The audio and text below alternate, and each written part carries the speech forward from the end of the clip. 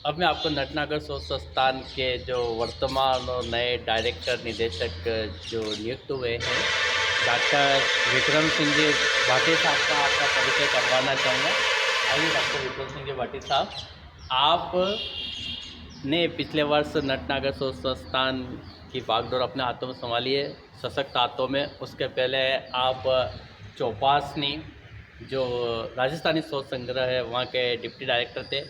उसके पहले आपने मेहरानगढ़ संग्रहालय को संभाला है, पुस्तकालय को संभाला है, और आपकी जो काबिलियत है, आपकी जो योग्यता है, उसको ध्यान में रखते हुए आपको गत वर्ष नटनागर शोध संस्थान जो महत्वपूर्ण शोध संस्थान है, एशिया का नंबर 2 का शोध संस्थान है, उसकी बागडोर आपके सशक्त हाथों में सौंपी गई है। अभी तक लगभग 42 पुस्तकें आपकी प्रकाशित हुई है जी, और कई विद्यार्थी आपके अंडर में रह के, आपके अधीनस्थ रह कर के उन्होंने पीएचडी हासिल करी है।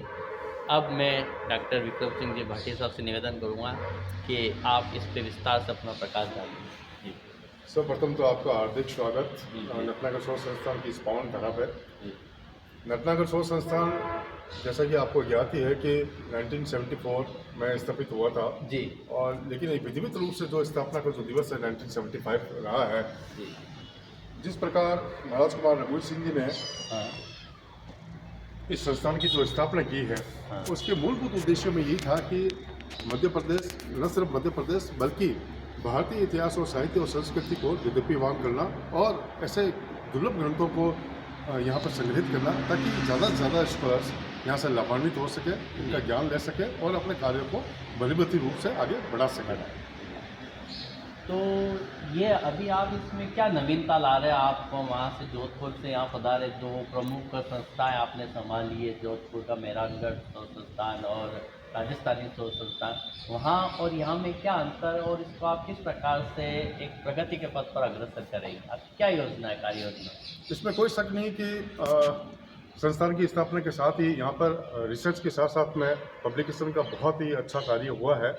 और महाराज कुमार रघुवीर सिंह जी ने अपने विवेक, अपने धैर्य, अपने सहनशीलता और साथ ही साथ उनका जो पूरे भारतवर्ष के इतिहासकारों के साथ में, न सिर्फ इतिहासकारों के साथ में बल्कि साहित्यकारों के साथ में जो एक संबंध था, उसी परिपाटी में इन्होंने इस संस्थान में काफ़ी नए नए ग्रंथों का सृजन किया, संपादन की क्रियाशैली को आगे बढ़ाया। और जहाँ तक स्टाफ की बात करते हैं तो स्टाफ में भी इन्होंने ऐसे विद्वानों को यहाँ रखा, जिसके माध्यम से इन्होंने अपने टाइम पीरियड में काफ़ी उल्लेखनीय कार्य करवाए। और मैं समझता हूँ कि उनके टाइम पीरियड में जो कार्य किए गए वो आज ही नटनागर शोध संस्थान की एक विशेष पहचान के रूप में हमारे सामने एक बहुत बड़ा आयाम रखती है।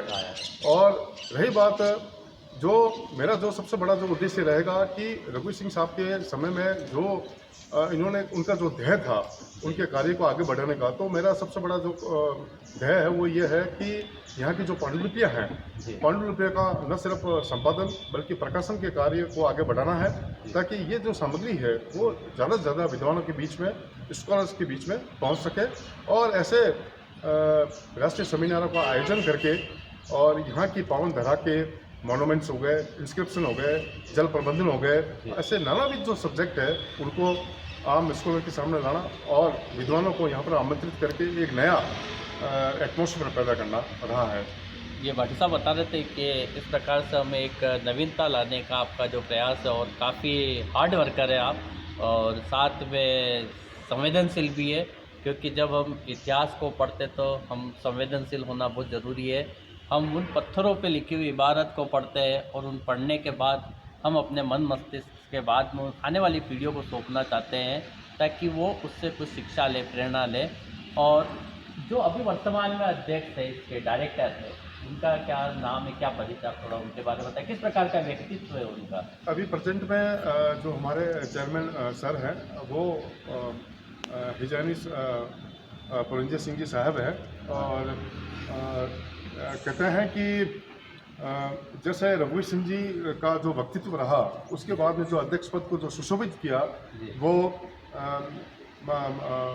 श्री कृष्ण सिंह जी साहब का रहा, जो डीजीपी पुलिस मध्य प्रदेश के रहे हैं। उनके ही सुपुत्र अभी प्रेजेंट में हमारे चेयरमैन हैं और नेक दिल इंसान है, निर्भीक है।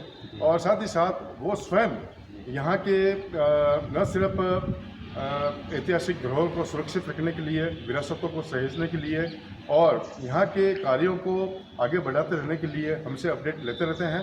और उनका हमेशा यही ध्येय रहा है कि न सिर्फ सितम हो बल्कि मंदसौर डिवीज़न में जितने भी रियासत हैं, ठिकाने हैं और इसके साथ ही मध्य प्रदेश के जो कल्चर विंग से संबंधित जितने भी जुड़े हुए जो पक्ष जी। हैं वो हमारे पूरे विश्व में एक नया आयाम पेश करें। जी जी। मैं भाटी साहब से जानना चाहूँगा कि अगर कोई शोधार्थी बाहर से आता है, इंडिया से आता है या बाहर से भी आपके आए होंगे शोधार्थी, महत्वपूर्ण संग्रह आपके यहाँ पे, उनके लिए क्या क्या सुविधा यहाँ पर उपलब्ध है ताकि वो आए और यहाँ पे अध्ययन करें और नया रिसर्च वर्क कर सकें? क्या सुविधाओं पे प्रकाश डालिएगा? बेसिकली जैसे कि आपने बताया, पूर्व में मेहरानगढ़ म्यूजियम ट्रस्ट, उसके बाद में राजस्थानी शोध संस्थान, जितने स्कॉलर वहाँ आया करते थे तो उनकी सबसे बड़ी जो प्रॉब्लम होती है यहाँ की स्थानीय भाषा की। उनको ये तो मुझे पता है कि उनको संस्कृत का बहुत अच्छा नॉलेज होता है, साथ साथ में हिंदी की भी बहुत अच्छी नॉलेज होती है, लेकिन स्थानीय जो भाषा होती है उन पर यानी कि फोकस डालना बहुत जरूरी रहता है ताकि वो अपना कार्य दूर तक से आगे बढ़ा सके। तो इसी उद्देश्य से महाराज कुमार रघु सिंह जी ने उसी समय यहाँ पर ऐसे विंग की स्थापना की, शोध अधिकारी के रूप में, शोध सहायक के रूप में, कि यहाँ पर एक फारसी विंग भी है और मराठाकालीन विंग भी है और प्लस आधुनिक भारत से इतिहास से जुड़े हुए वहाँ भी पद है, ताकि स्कॉलर्स को जो भी दिक्कत आ रही है तो वो अपना जो दायित्व है उसका निर्वाह करें और स्कॉलर्स को हर प्रकार की फैसिलिटीज आर्काइव रिकॉर्ड को पढ़ने में हो, तो उस प्रकार से अपना कार्य करके सहज भाव से वो अपना कार्य आगे बढ़ा सके। रुकने की पूरी फैसिलिटीज़ है, पूरी फैसिलिटी है, एक अच्छा एटमॉस्फेयर है जी, और बाकी सब प्रकार की व्यवस्था है, यहाँ पर कोई दिक्कत वाली बात नहीं है। बहुत बहुत धन्यवाद भाटी साहब, आपके कुशल मार्गदर्शन में आपका जो अनुभव है इतनी बड़ी बड़ी संस्थाओं को संभालने का, उस अनुभव का लाभ निश्चित ही हमारी भावी पीढ़ियों को मिलेगा। और आज जो ये संग्रहालय और जो नटनागर शोध संस्थान है, ये आने वाले समय में पूरे भारतवर्ष नहीं विश्व में अपना नाम आपके कुशल मार्गदर्शन में करें, इसी हमारी प्रभु से प्रार्थना है। और मैं चाहूँगा कि आपका बहुत शानदार वातावरण आज पूरा कैंपस आपको दिखाएंगे। आप शोधार्थी के लिए कुछ विशेष रूप से उनसे आग्रह करना चाहेंगे कि यहाँ आए और किस प्रकार से वो अपना शोध कार्य कर सकें, नवीन शोधार्थी के लिए तो मैं यही मैसेज आपके माध्यम से आगे बढ़ाना चाहूँगा कि ये जो संग्रहालय है, उस संग्रहालय में जो भी डॉक्यूमेंट्स है या पुस्तकें हैं या पांडुलिपियाँ हैं, तो नहीं सिर्फ मध्य प्रदेश बल्कि भारत डिवीजन के प्रत्येक राजस्थान की सामग्री यहाँ पर भरपूर मात्रा में है। आपके मध्य प्रदेश, उत्तर प्रदेश, बिहार, उड़ीसा, आपने अभी यहाँ के जो पुस्तकालय अध्यक्ष वीरेंद्र सिंह जी के माध्यम से पूरा आपने संस्थान का भ्रमण किया होगा, तो इन्होंने पूरी जानकारी दी होगी। तो भारतीय भाषाएं जितनी भी है और भारतीय भाषाओं में लिखित जितने भी ग्रंथ हैं, वो सारी यानी कि टिकाएँ, न सिर्फ टिकाएँ बल्कि हस्तलिखित ग्रंथ यहाँ पर उपलब्ध हैं। ये हमारा स्वर्णिम भारत चैनल का प्रमुख आज भाग था और यही हमारा स्वर्णिम भारत का एक प्रमुख हिस्सा है। मैं महाराज कुमार रघुवीर सिंह जी को नमन करते हुए आज इस वीडियो को ये विराम देता हूँ। थैंक यू, धन्यवाद।